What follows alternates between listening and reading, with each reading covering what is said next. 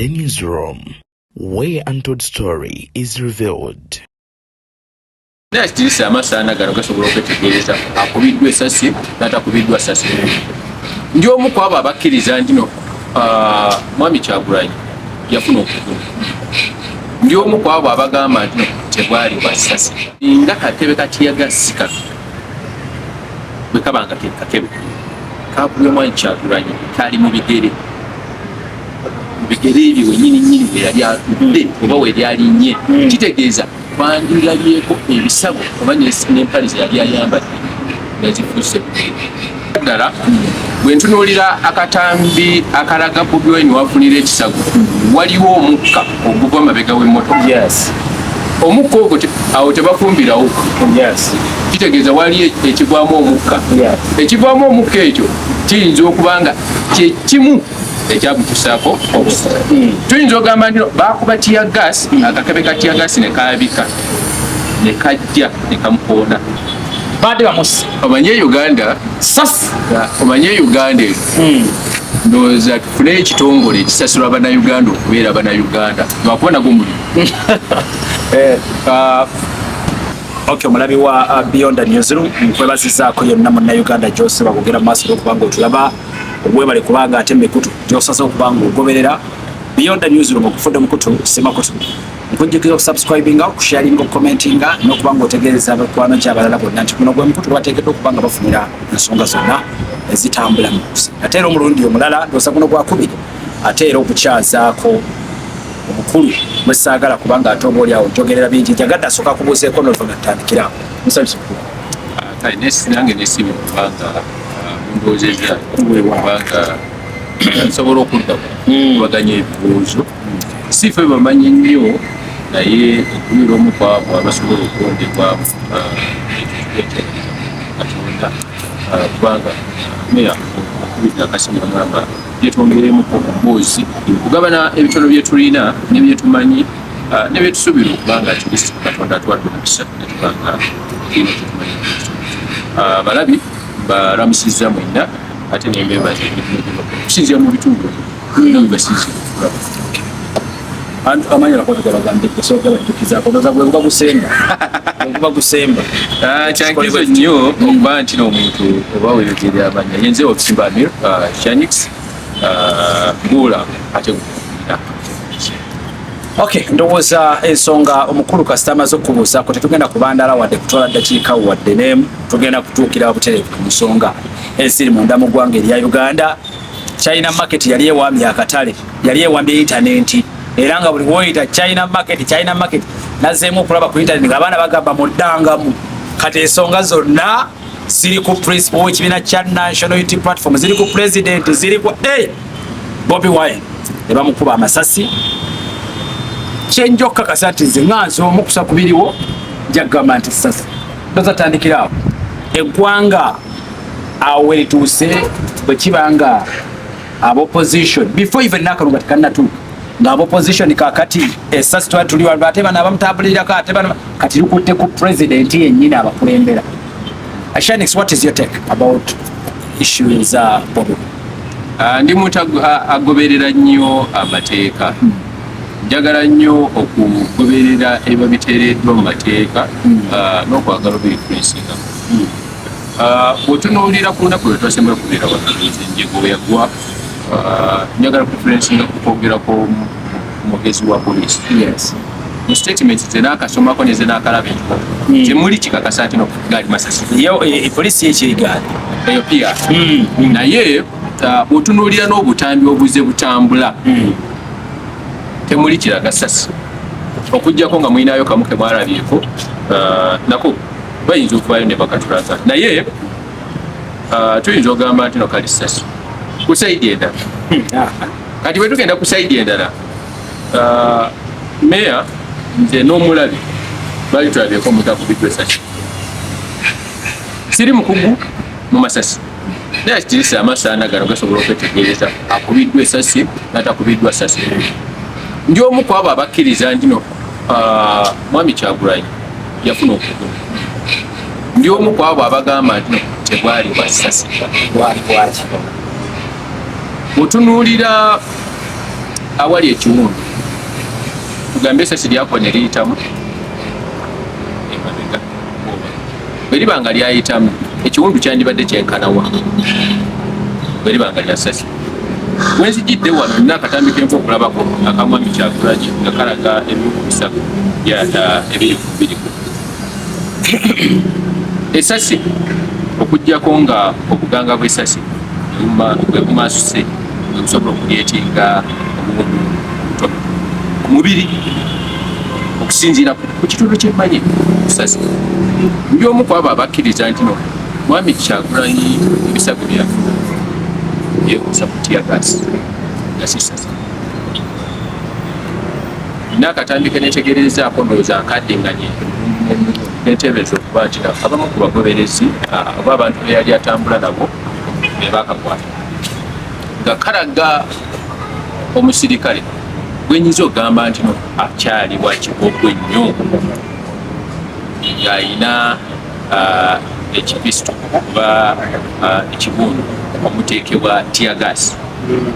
gwe bateebereza okuba yeyamukuba bw'otunuulira shepu y'ekibundu kyalina sikyamasasi tiyagasi bwebanga oyo ye mutuufu bwe basibyeko esiga then tyamusasi yakuba kakebe ka tiyagasi ono bw'obanga ozizzaako akatambi emabega ku baali balabyeko abantu abakubiddwa tiyagasi nga kakebe kababikiddemu kumpi kalina gyetuyita fragmentation zikakola omuyizi w'emakerere mu mwaka gw'esitaja ajjukira bulungi akakebe ka tiyagasi kamwabikira akakasuka kuddayo nekabikira mu n'olwaleero akyanyigalira engalo yezifiire bw'oba ovuddeko ekyo singa kakebe ka tiyagasi kano bwe kabanga ke kakebe kakubye mwami Kyagulanyi kali mu bigere ebyo wenyininyini bwe yali atudde oba we lyalinnye kitegeeza twandirabyeko ebisago oba n'empale ze yali ayambadde nezifuuse Felix omusawo omulabi poliisi munnamawulire ani omutuufu ateekeddwa ettuwa ekituufu nkikuddira omusawo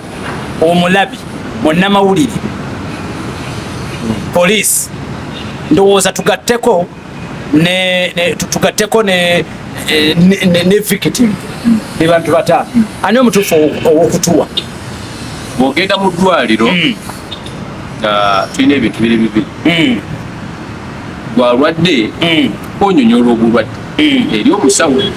omusawo n'asinzira ku by'omunyonyodde n'akuwa eddagala ng'ayongezaako okukebera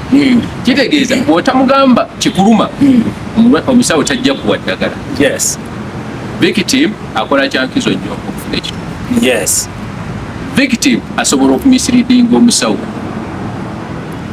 victim omulwadde asobola okukozesa omusawo ensobi naddala ng'omusawo takebedde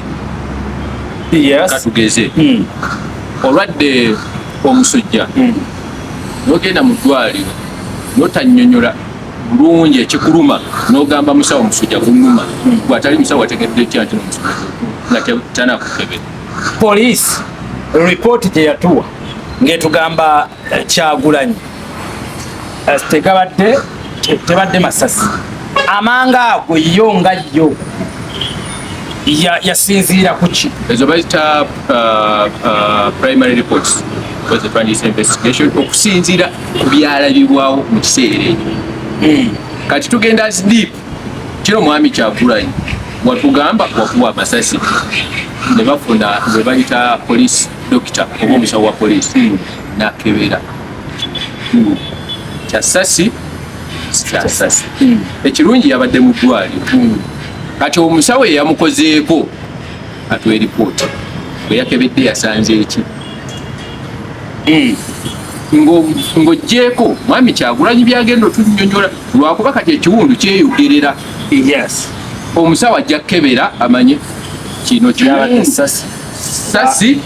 tear gas, jinja, kiki. But indicators zonna eziriwo ne ku ddwaliro gye baali bonna ensambya kwa kati yali ziddwayo ziraga nti sasi. Indicators. Yes. Tuyinza kusoma report. Wakati bwogenda nti no indicators ez'okulaga nti ne sasi tunoonya report. Shanix, nkugamba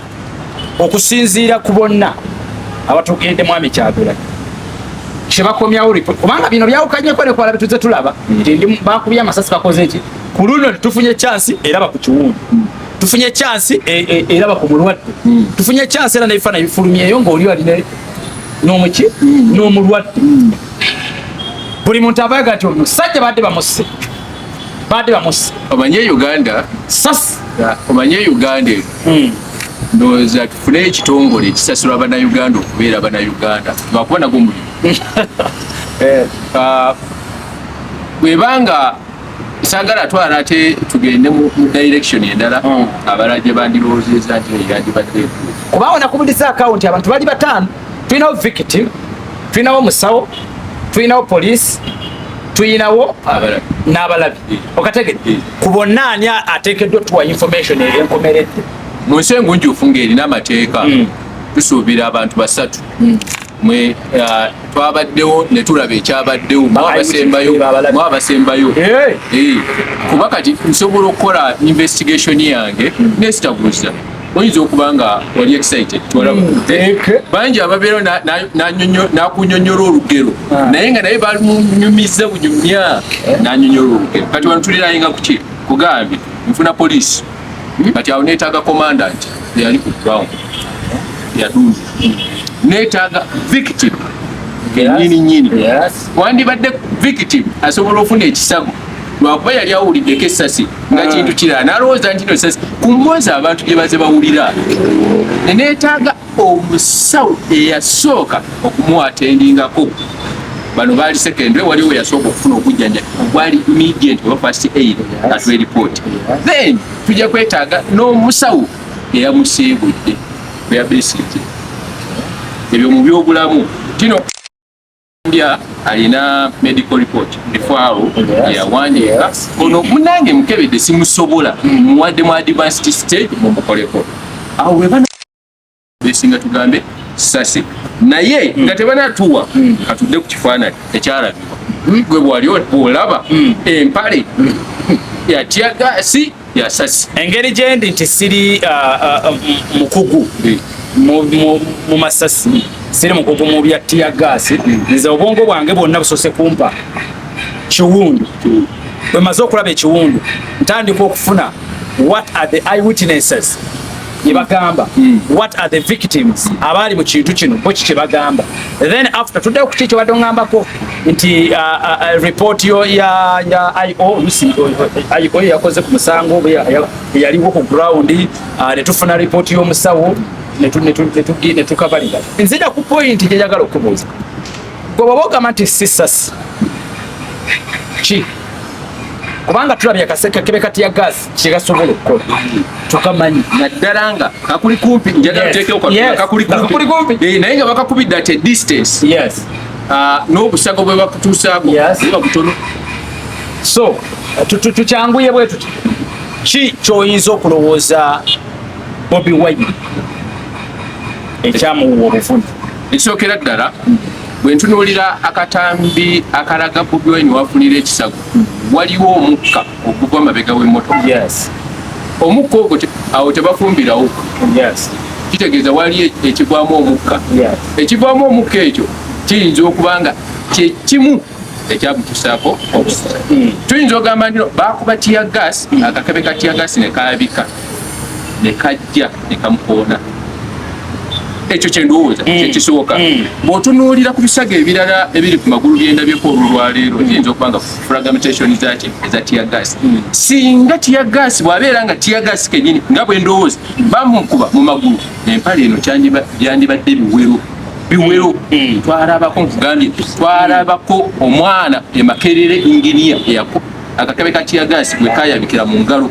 naguno gwaka engalo tayina okujjako nga yafuna plastic surgery naye singa yali sasi nga sasi ekiwundu kyandibadde kigazi era twandirabyeko point of entry and point of Shanix ku nsonga eyo nyini olwaleero bw'otunuulira Bobi Wine ne ku ngeri gye saturatinzeemu social media tulowooze nti exaggeration nayo esusse olumi ddala kubanga batugambyeko alina okukolebwako ne sajjale tetuganye tuli mu kaseera kati ku ssaawa y'olwaleero kye tuyita electioneering akabakazeewo ku ssaawa eno ku mulabyabufuzi kamukolera sagala agamba nti obwatyo bwali omanyi bwe twogera bino tulina baganda baffe abalabi abaggala bakyamukkiriza basanyuke naye ng'ekituufu tebakitunuulidde tuyinza okuba nga si ffe batuufu obawo ebituufu naye tunabbawo bye tusuubira okuba nga bisobola okuvaamu ekituufu wokyagalidde bw'otunuulira incidence ya Bobi Wine essaawa y'olwaleero gyalimu bakitaddemu nyakeso dafa kitintino mulabyabufuzi ate nga tubuzayo akaseera kalala katono nnyo kugenda mu kalulu kiba kimukolera political mileage osigala mu bantu every time at day so nga gwe Shanix tuteekeyo bagwa abatulaba ku byondanizo otugamba nti ekiwundu okusa ku bbugumu lyekirimu ku media gyekikuliriza kizitoye nnyo okusinga obuvunoono bwe yafuna no media tekikuliriza okuggyako abantu kinoomu omanye wali ekigambo abantu kye batera okukozesa principle tagambwako tawabula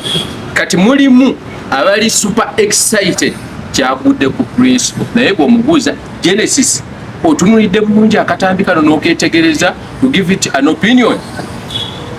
buli ekituuka ku Bobi Wine currently in Uganda kitukolera ffe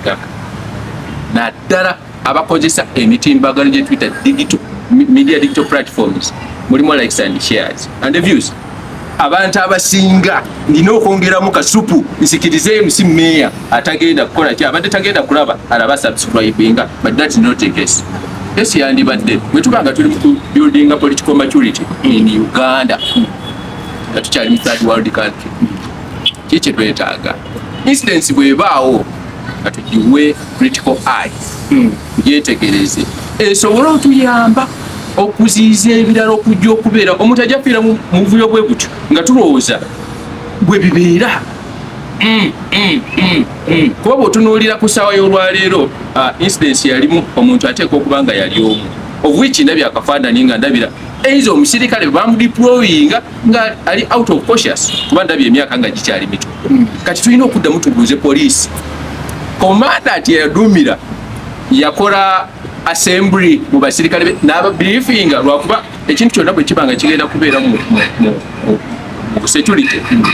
balina code of communication yebakozesa eiza eyinza okubeera yangalo oba yabigambo oba sigiri kyonna abasirikale be yadeployinga yabakebera bonna nga bameetinga standard to be deployed ekibuuzo gwe bateebereza okubanga eyakuba eyavaako enjego yonna okubaawo mental health ayimiridde atya kuba bw'otunuulira akatamba olabira ddala omuntu nga was out of shape okubeera nga ali on duty wabanga yali out of shape commandant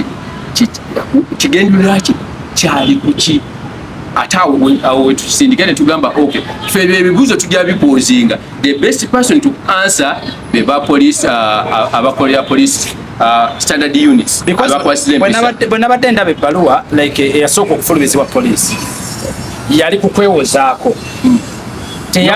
ndowooza si kwewozaako baali bagivinga account of incidents ekibaddewo nesirabawo bbaluwa eyinza kuba nga yekondeminga olw'ekyo ekyakolebwa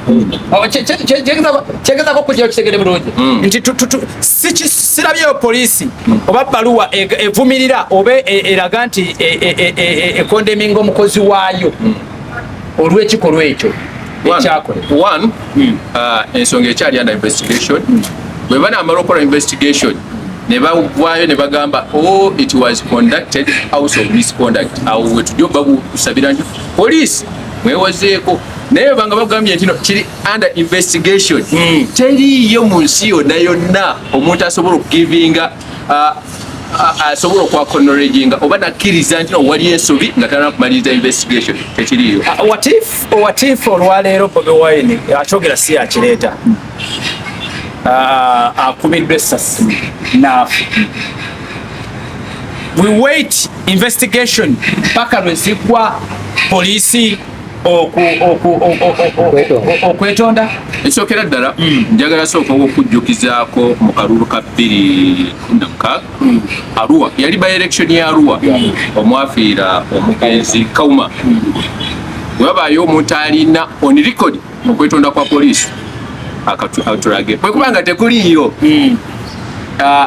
okwetonda kwonna kuvaayo nga bamaze okusalira omusango ne bagamba poliisi oba abakuumaddembe mwata omuntu omusango gubase mu vi mwetonde naye banga tekiriyo. Tulina okulinda paka oba leesu bwayidda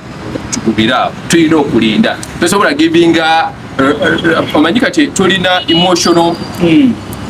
perception kino kiguddewo kigudde ku Bobi Wine poliisi yetonde on what basis. Ekyo kyekisigalawo nze njagala abentonde ntino bakuta abakyala ababadde bekalakasa bamukutte bubi si enkola ya poliisi bweyina okukwatamu abantu ekyo kyo for human right violation nja basaba ntino betonde kiri visible naye kasaba kugamba nti tukyanoonyereza teriyo okwetonda niwobeera gwe tojja kwetonda. Shanix nga naatera okwerekereza bino ebikolwa bigenda kukoma ddi?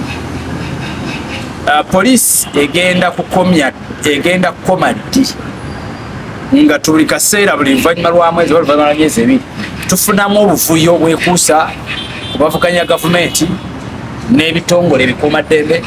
bwe kiba tekiri kuba namawulire bwe kiba tekiri kuba kuvuganya gavumenti yakisanga kuba namawulire n'ebikolwa ebirala bwe bityo. Poliisi kino kigenda kukoma ddi? As long as tukyali mu multi-party system mu mawanga agakula tosuubira ndino kinakuma olwalero. However but political players tulina okufindinga neutral grounds ne security departments bwekubanga enkola eri mu opposition oba mu political players mu Uganda yakuguguba gwe nange omanyi ntino mulimu abantu abamu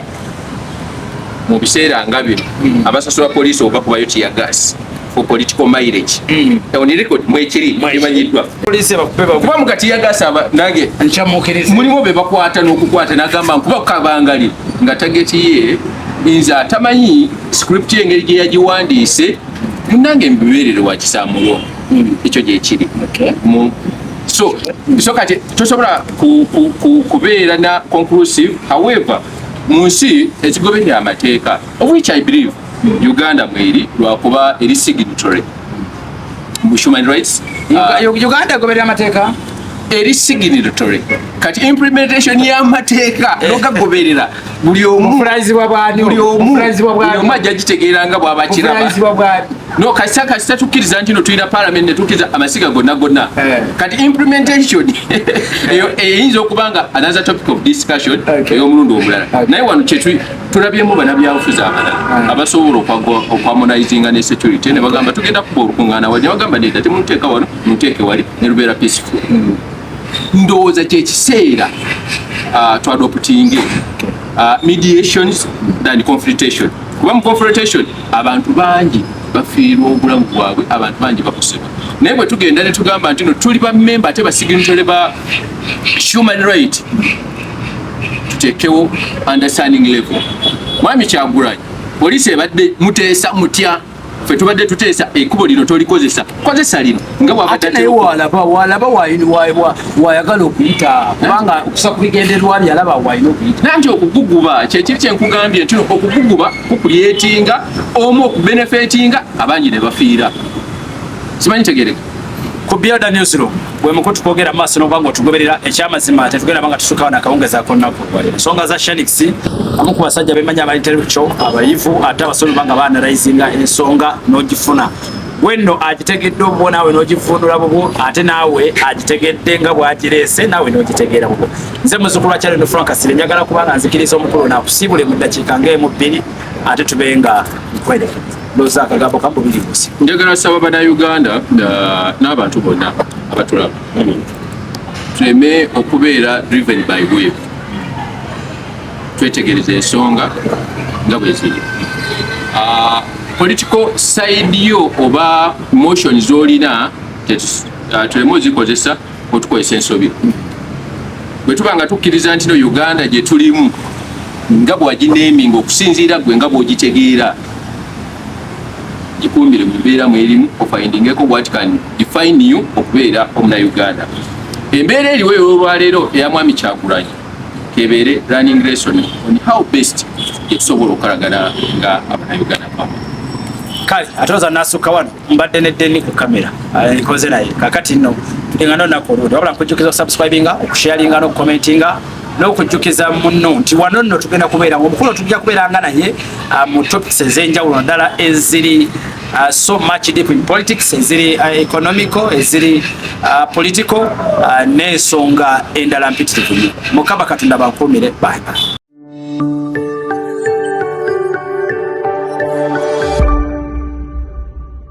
Beyond the newsroom, where untold story is revealed.